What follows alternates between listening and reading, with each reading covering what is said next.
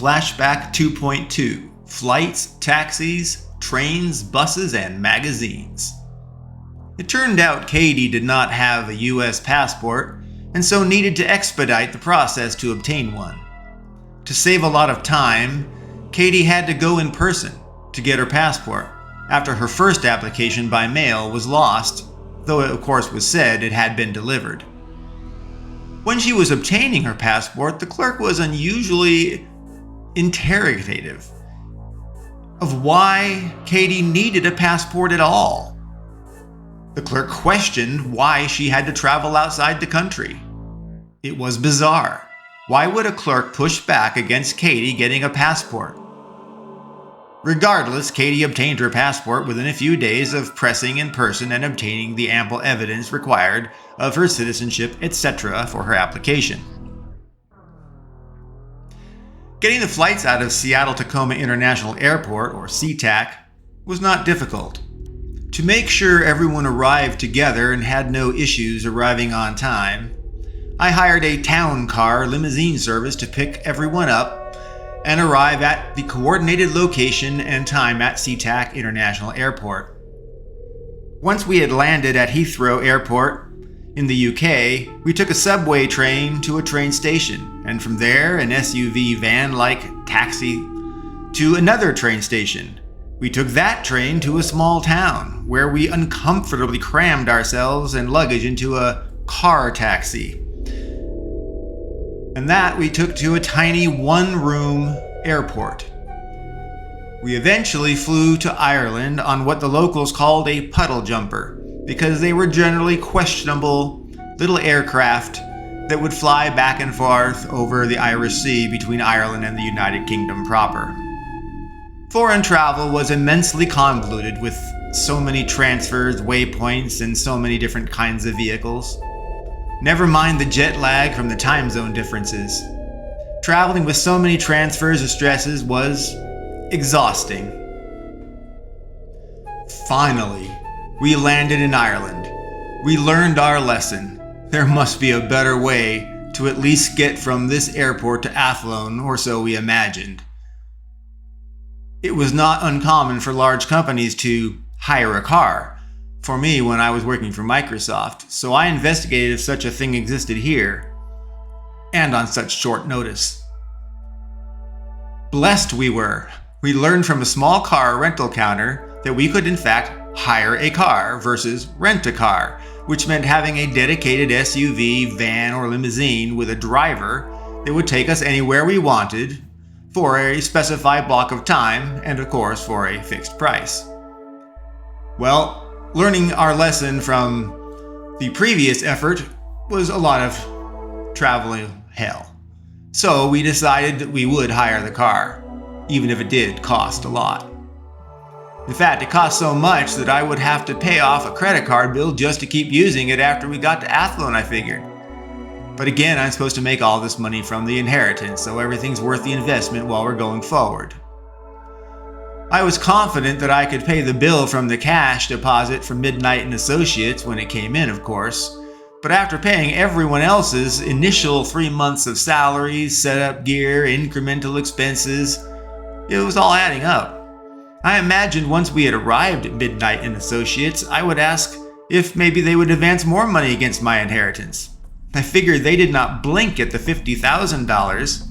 Hopefully they would prepare to fund the rest of my inheritance and reclamation costs with similar low demand and expectation. Remarkably, just outside the airport, there was a single car available for hire. The car was an ominous, government-looking black van with opaque tinted windows and an emblazoned logo on its door panels with italicized fiery red and yellow lettering that read, "Blazing Taxis." The driver was equally ominous. He was tall, over 6 feet. He probably weighed 300 pounds of real body mass and muscle. Underscoring his threatening image was his sporting a little Hitler mustache. And he had a succubus female demon tattoo on his left arm. and 2 teardrop tattoos on his upper cheek, right under his right eyelid. The driver did not present himself as a punk or grunge head or any hipster. He did not appear to be a street thug or gangster. He just was unique and intimidating. I am sure this will sound maybe racist to some people in a hypersensitive era that we are living in, especially because people think that Ireland is full of all white people. But in this case, I need to make a point. This driver was also black. His tone was unusually dark, in fact, for a black man. It blended perfectly into the dark black van. Add to all of that, there was a suspicious bulge under his left underarm. I imagined it might be a pistol hanging from some hidden underarm holster. The whole package of this huge Hitler-stashed, scary, potentially armed man taking us out into the country in an incognito government black van with tinted windows was, well, let's face it, terrifying. The driver looked way scarier than Aaron Graywell did, and in a weird way I felt like I had post-traumatic stress disorder, PTSD, right then. I flashed back to my beating by Aaron Graywell in that cafe. I was physically trembling as I relived it in the flashback. Again, the driver and his blazing taxi's van were legitimately outright terrifying. But we had little choice. More relentless and exhausting travel or hire the terrifying driver and car. Recognizing my fear was entirely emotional, based solely on appearances, we pressed forward as we shared knowing glances at each other that we were entering the valley of darkness and were jumping off the cliff into the hands of fate. We hired the car. The ride was peaceful at first, riding from the small town airport through scenic rural areas of Ireland as we traveled ever closer to the city of Athlone. We meandered along road after road for nearly 5 hours. We progressed into ever more dense foliage and trees. The driver did not speak for those 5 hours. He was quiet. Once we had been driving for almost 6 hours, the scenery began to darken very quickly, both because the sun was setting and the trees became so dense that they draped across the road, gripping each other's branches and leaves, forming a tunnel out of its dense, light-blocking leaf canopies. The road narrowed to a single lane, with the driver honking his horn as he approached blind turns to warn others that might be coming likewise on their own blind turn and would not be able to see us. The area felt closed in, lost in the woods, insanely recluse, and kinda like we were in a Hawaiian lava tube underground made just from trees and bushes, descending into the depths of hell.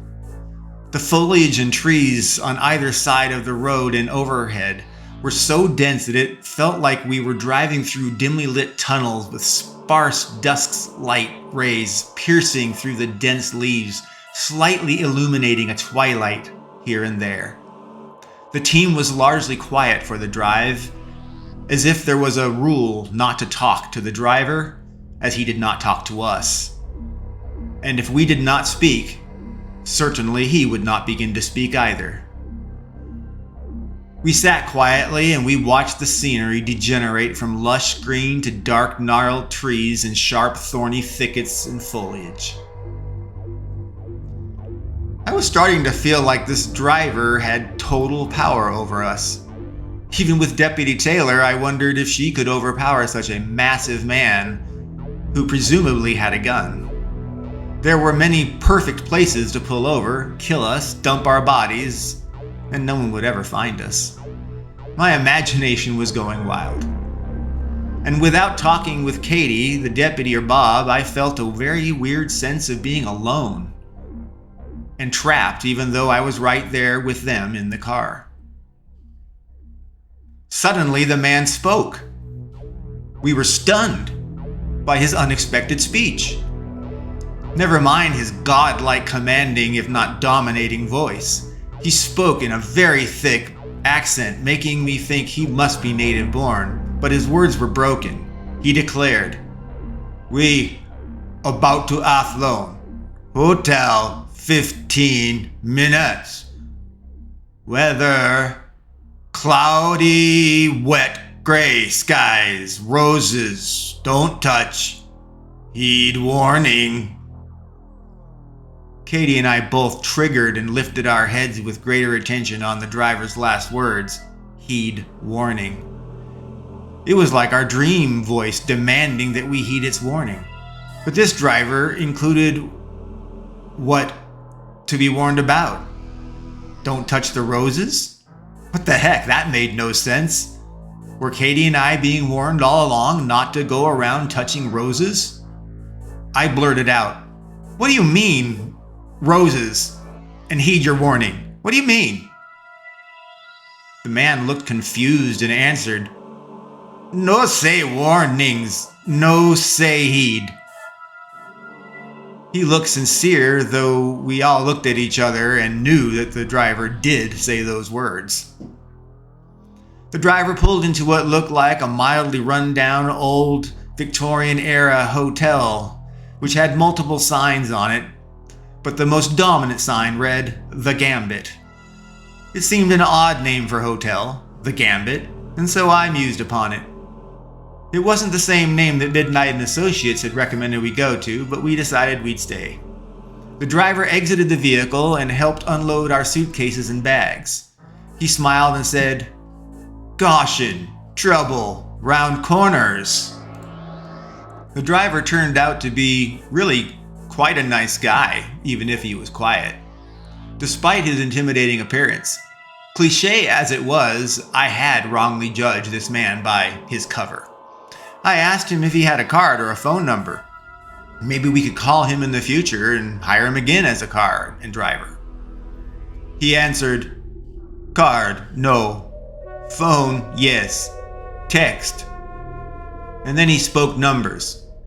5, 5, 5, 6, 6, 6, 2, 1, 2, 1. He struggled so hard to talk, but he did, and we wrote it down.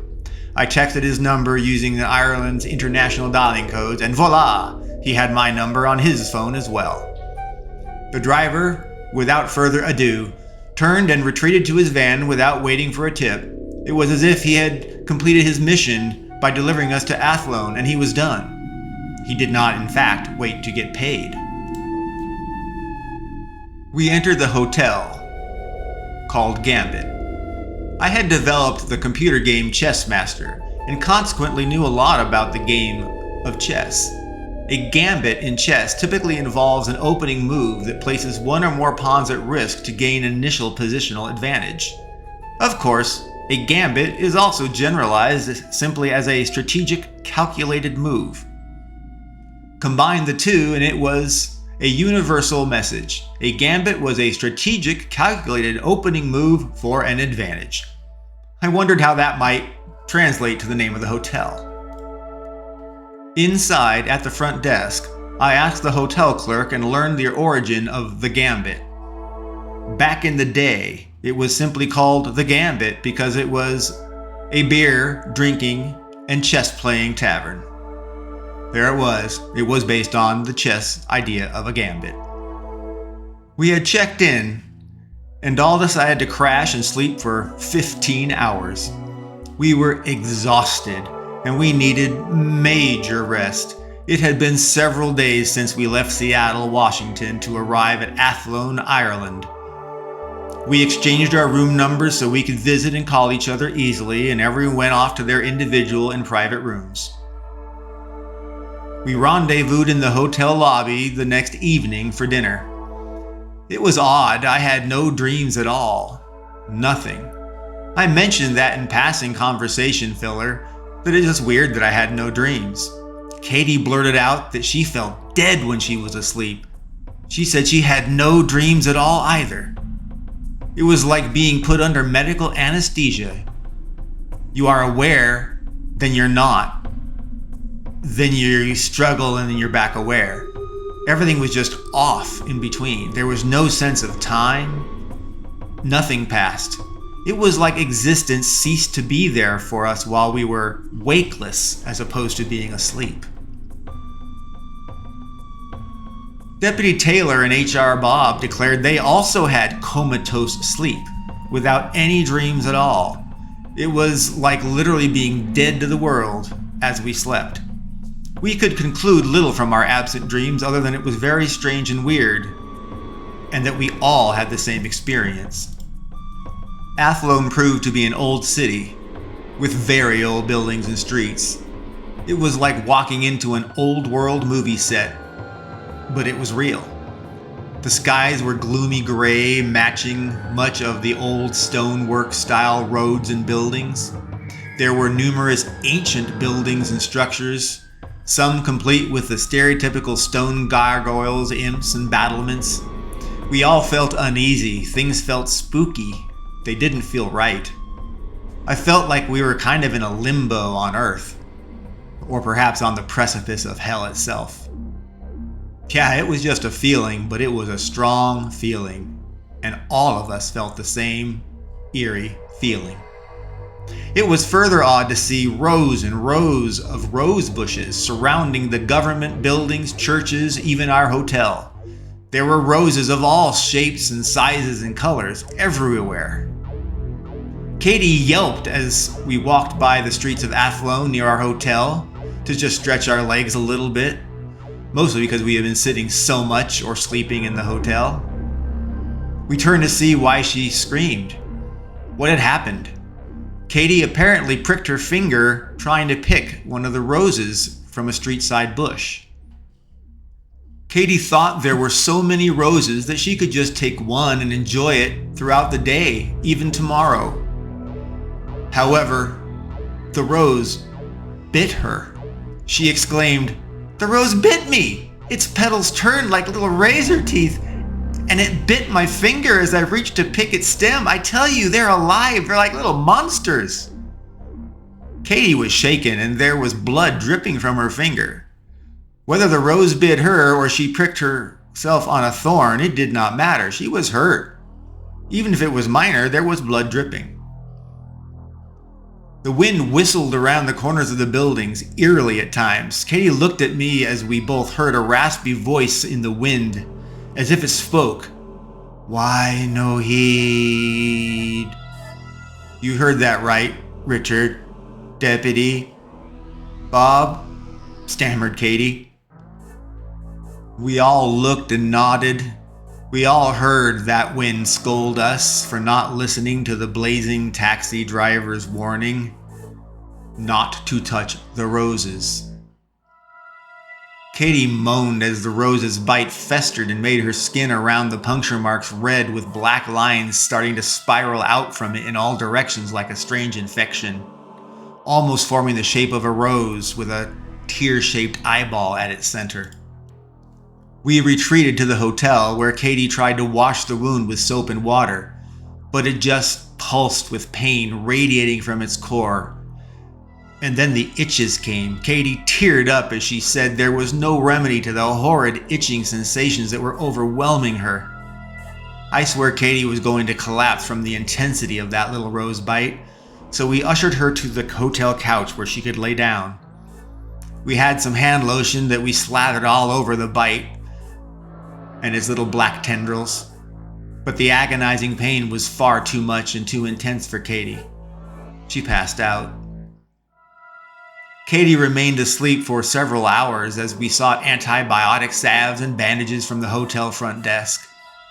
When she finally awoke, her wound had entirely healed, with a weird and odd rose-shaped raised scar where the black lines had spiraled out from the bite center and eye before.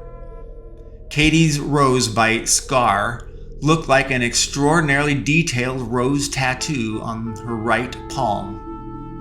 We marveled at what had happened and agreed universally. Roses do not bite people.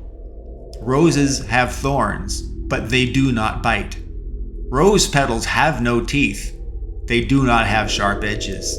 Roses cannot reach your palm when you only touch with your fingers. And yet this rose lunged and bit Katie's palm with razor-sharp petal teeth. Dumbfounded, we applied the antibiotic, anti-itch ointment the hotel had, along with some bandages from an emergency medical kit. It appeared Katie was out of the woods with her rose bite, and so we continued our mission.